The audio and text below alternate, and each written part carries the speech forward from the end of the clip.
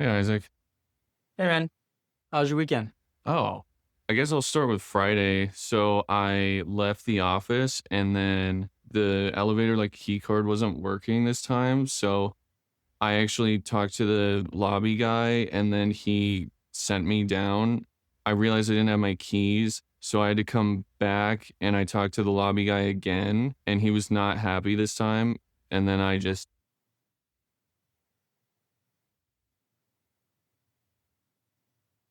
it was pretty good, dude. Thanks for asking. No problem.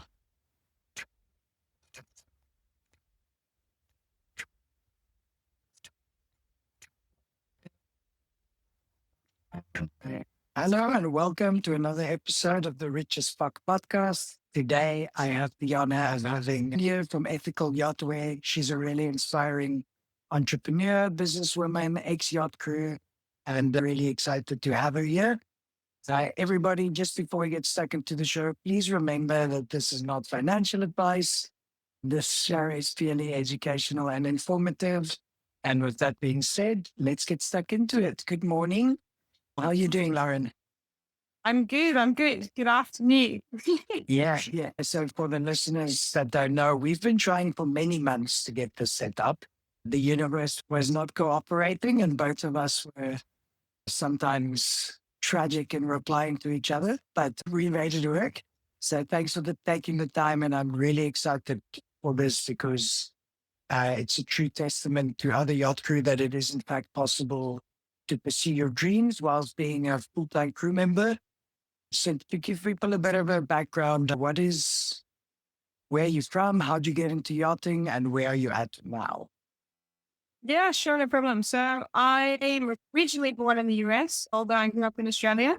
And then to cut the story short, I've always loved hospitality, worked in hotels, bars, restaurants, all of that kind of thing. And I have a huge passion in making people happy. So, like when I was working at hotels and mostly holiday hotels, and you see families come in and people come in and they're on holidays and they're happy. And I was just hugely inspired to do something like that.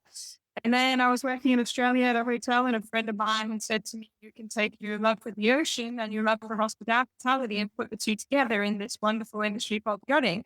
And I was like, perfect. Where do I sign up? And I was really lucky because I had the US passport already. So I basically was just booked a one-way ticket to Fort Lauderdale after I heard about yachting. And this is 9 years ago last week, actually. It was my Amazing. first, yeah, one of those Facebook memories popped up, and it was like 9 years ago, and it was me in the house.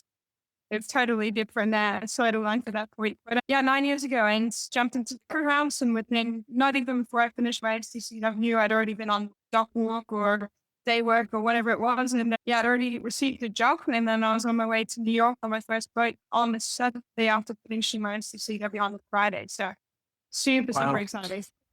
Yeah. Well, I Yeah. think that's going to be tough to swallow for some greenies that in the current market are really struggling to find work. But, people should just carry on pursuing it. And sometimes you're at the right time in the right place.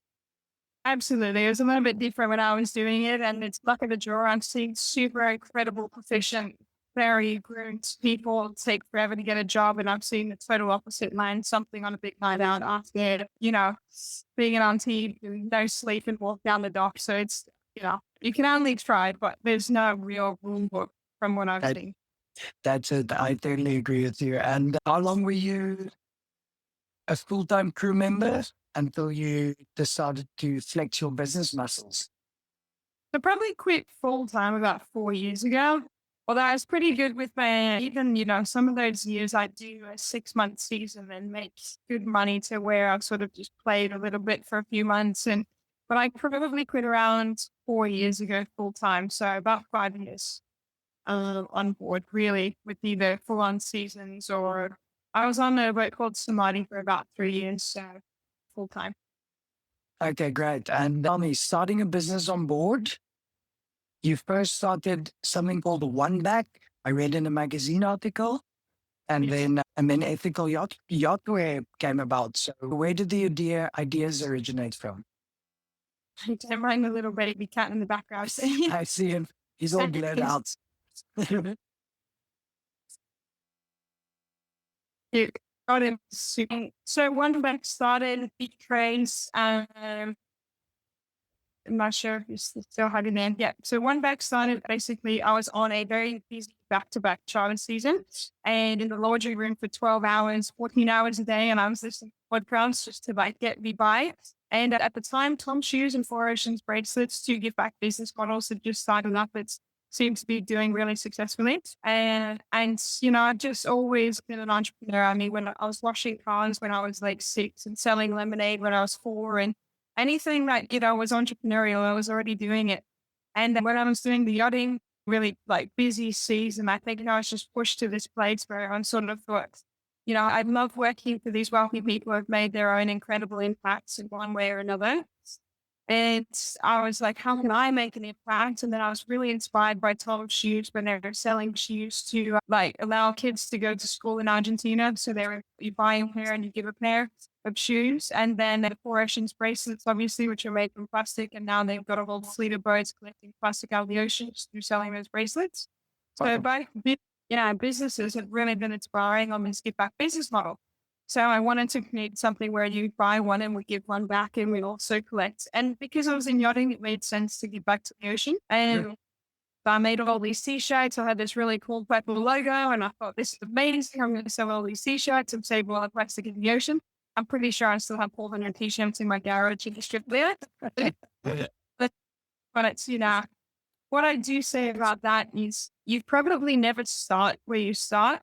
We never end where you start, right? So like I had no intentions of creating a career for company. I just wanted to sell t-shirts, raise money for ocean conservation, and that was it. But what I learned through that ended up being Ethical Yacht Wear, and yeah, it's an incredible journey. That's really commendable. And tell me, how did you manage without hours, you know, working often 14-hour days and then getting stuck into the side hustle? How did that schedule look like on Sonati for you? Yeah, sure. So I think I was quite lucky because a lot of my business building was more or less during COVID. So I was really lucky in the sense of our boat, and my boat kept all the crew, or pretty much most of the crew. And we sort of just did our daytime work and we finished 4 or 5 o'clock, quickly have a shower and eat the food that the chef cooked. And I say that now because it's totally different when you're not on board, but food's good for you. Have a quick shower, and by 6 o'clock, I was on my computer till sometimes midnight every night, just building out the website and building out the business. And, you know, I was really lucky. I know a lot of people think it sounds very extreme to be doing the day work or like the daytime work on board and then building this company at nighttime, but you don't know until you make the jump to land life. And it's not actually any more easier, even with the abundance of time, because so much time now goes to going to the office, making your lunch, cleaning your house, and all these things were already sort of done for me, that it was purely just like work straight after work. So sounds like a lot, but in a way, it was almost slightly easy as well. I relate to that so hard because I've just recently made the transition. I still work on a yacht, but I'm actually staying in a house. And that hour you lose every morning and every afternoon on the commute, cleaning the house, meal prepping, whatever it is, it really does eat into productivity time, which used to be just, for me, even late. It took me 5 minutes after work, still full of paint and caulking, and then I'm back stuck into my yachting investor business.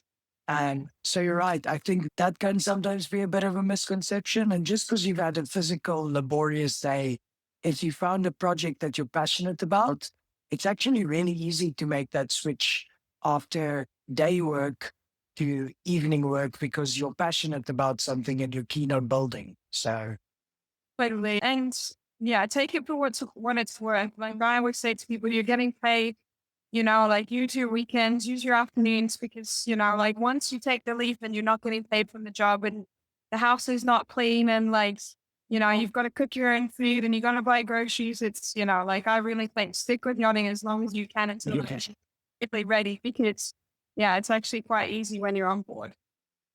that's such good advice for all yachty entrepreneurs out there. Like it's on the flip side of that, sometimes, and I'm in that struggle a little bit now where I'm getting quite a fair bit done, but I know that if I do this full time, I will get a lot more done. But then you also run the risk of, exiting without really having an income yet. So it's about striking that balance where the business has enough momentum to justify exiting a yachting salary, but also making the time being a full-time crew member to work on your other dreams while still doing your best at work. Because first and foremost, that's what we're getting paid to do. Talk to me about time management. So you mentioned what you were doing. Did you ever use any time management tools, anything in that fashion, or was it more just self-motivation? I think it's self-motivation. I mean, like you have to have a lot of discipline, especially when there's 13 or 14 other people around or 4 other people or 10 or whatever, however big boat you're on or whatever. But I mean, it's especially when there's other people around doing cool stuff and you have to say no and be like, no, I'm going to work on the company rather than go to beach bar or go to yoga or all these awesome things. I think rather than time management, it's just time discipline. It's totally like, it's almost doing a workout. Like you just have to do it and do it again and do it again. And you can't do all the fun stuff, but it's really rewarding at the end of the day. And I truly believe like the blood, sweat and tears that goes in and the moments you have to say and all the times you have to work on the company rather than do the fun stuff. I truly believe the reward pays off in the end. So Yeah, it's a short-term sacrifice for long-term gains. yes, exactly. Yes. And especially in the way the world is structured now, where instant gratification is the name of the game, and people want immediate reward right now. Like it just doesn't work like that. Sometimes you got to plant the tree today so you can sit in the shade tomorrow. Totally. And it's a long process too. It's not instant gratification building a company. Like there's always something to do. There's always more you can build. It can always be bigger. So it's definitely not a quick fix, make a lot of money situation. Yeah, definitely. And did you ever experience burnout during all this whilst on board? To be honest, honestly, like I think no. I think more after leaving because you, like I said, when you're on board, I've always felt very well looked after, like cooked for, Yeah. and everything's really well organized and my laundry's done and all these kind of things during work hours. And then I just had this freedom of like time, I suppose, outside of work time. I know it sounds really counterintuitive, but that's sort of Yeah. how I felt. And then I think I probably had more burnout post sleeping because I'm so determined and sort of I don't know when to switch off and I could go forever. And I think I probably have experienced more burnout post yachting than I had during yachting actually. Interesting, and you're right. It is counterintuitive, but I will take your word for it. And if that ever happens to me, when I exit yachting, you'll be the first person I text and say, "You are right. I should have been more grateful for being a crew member." Yes, yeah, exactly. And trust me, it's like honestly, I don't know, you kind of feel looked after and everything really, put together nicely and you use the time you have. Whereas real world is kind of scary and tiring. Monotonous and draining. Yeah. So all forms of business endeavors come with pullbacks, with dips, all those type of things. How did you push through certain setbacks as the business was growing? Yeah, sure. I think the hardest thing is with from my experience anyway, with my own company, you want to really do well. You want to please your clients. You want to get every order there on time. You want everything to be perfect. And that the hard reality is not everything's perfect. And things happen, as things happen. Yeah, it's just all a process. It's a process of how to learn to get everything as perfect as they can be. And through that process, I guess there are setbacks. And I've been pretty lucky. I don't feel like I've probably had in 5 years, 2 things that would come to mind that I was like, I really wish we'd made that deadline or that gone better. But 2 things in 5 years, I don't feel, even though at those times I didn't feel good, it's all a learning experience, right? One of our biggest setbacks that I find that's quite hard at the moment is meeting people's deadlines. And then sometimes those people come to us really last minute and I'm trying to make things work. And what I learned from that, for example, is I need to be more clear about our communication around how much time we need to turn around, orders rather than just trying to please everybody and get everything there on time. But that's a learning experience that I'm off of. What can we do it's more professional and set our timeline so we're not disappointing people rather than trying really hard. So I feel like in every setback or every situation, you can learn and what could have been done better or how it could be processed better. Okay, now I want to kind of pivot a bit to the actual business, the actual product. So ethical yacht wear, by definition, sounds you do things ethically. I read in some of your previous magazine articles, which was brilliant, by the way, that you're all about sustainability. It's organic cotton, it's recycled plastics. Tell me a bit about the product.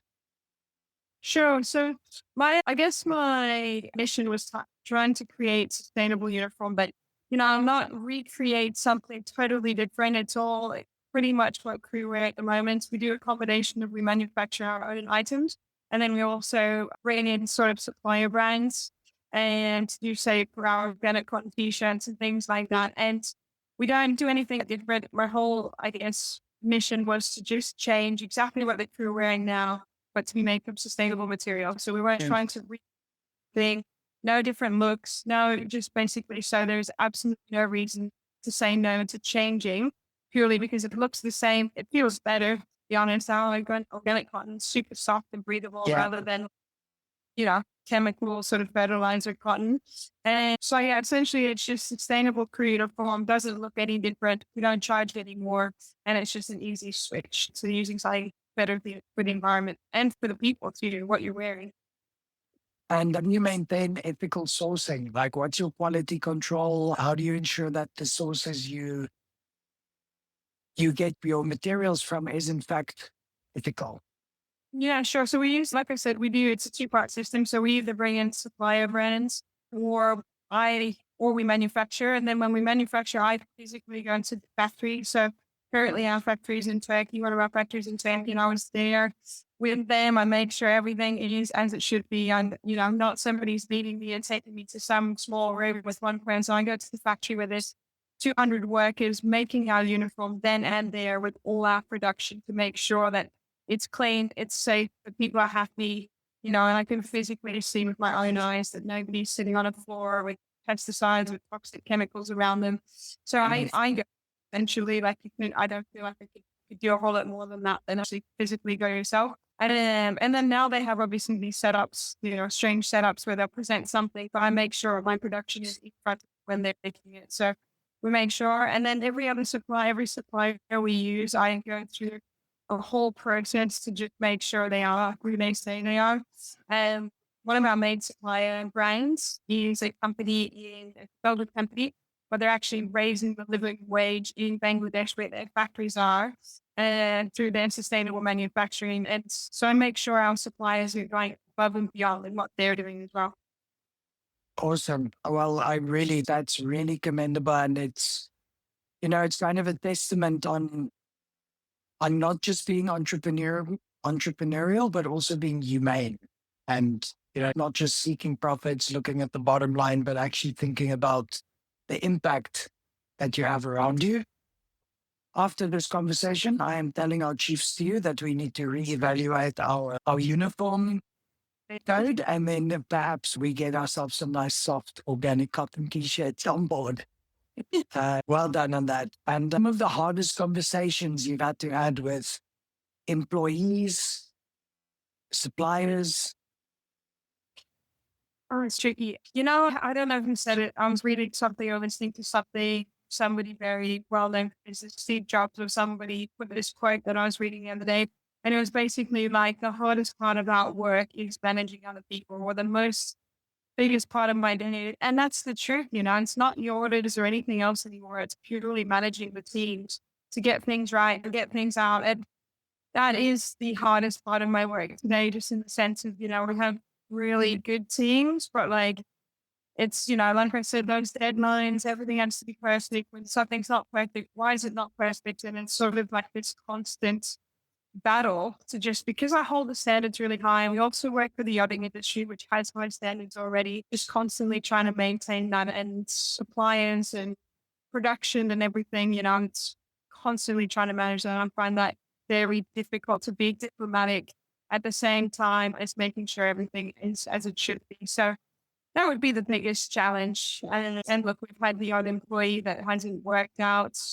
Difficult one, but I just try and keep it professional and, just, it's just not the right fit for us. And thank somebody for their time and then go separate ways. That's been a little difficult as well, but it's just like I said, it's all in the process. It's all learning. It's all a journey. And just trying to retain being kind, Very being important. yeah, it can be really difficult, because you want things to go well, but also everybody operates differently. Everybody sees things differently, and just having the empathy and kindness to manage everything. So it's challenging, but it's good. Yeah, challenging, but it's got to be done. You can't do it alone. It's important to have a team around you that you can trust, rely on, and be able to communicate with. So, yeah, I'm guessing. Have you ever employed any to go land based with you into this company? Yes, yes. We have one girl that works with us now, one lady who works with us. She comes from another yachting company, so very familiar with the industry. And then I've had another person also, she was in the yachting industry as well. Okay, cool. Because yeah, I've always said if I ever had to run an efficient business, I would just grab a bunch of yachties because we get trained to do things so meticulously that your odds are pretty good of them being a good worker. Yes. Definitely yachting salaries can be really good and land-based salaries cannot be as good. And so trying to bit, the transition can be interesting. But no, more often than not, it's really important for me to have some people that understand the industry as well. Amazing. And then I read in one of the magazine articles recently that, and this was a while ago, but there was already 1 million plastic bottles recycled from the ocean to make Yes. am I understanding that correct? Yes, so we've sponsored the removal of over 1 million plastic bottles now. And basically how we do that is through a two-part system. So we incorporate ocean-bound plastic into the shorts and skirts range, our eco-hybrid range. And that's done through a whole process. And then another way we do it is when I first started Ethical Yacht Wear, like I was saying, I really wanted it to be a company that we give back. And I found this wonderful company called the Plastic Bank. And they're a Canadian-based company, but they operate around the world, paying poor people in coastal communities to pick up plastic as jobs. Out of that very early days, giving them profits from Ethical Yacht Wear to be able to help pay the poor people to pick up plastic and through the recycled plastic in our eco-hybrid skirts and shorts range, and then also the contributions back to the plastic bank. We gave 1 million plastic bottles from the ocean. It's amazing. That's really impressive and makes me very aware of, the impact we can have. It's not, Ethical Yacht Wear is not a Fortune 500 company, but it sounds like it has a much larger impact than some of these conglomerates. So congratulations. Thank you. Appreciate it.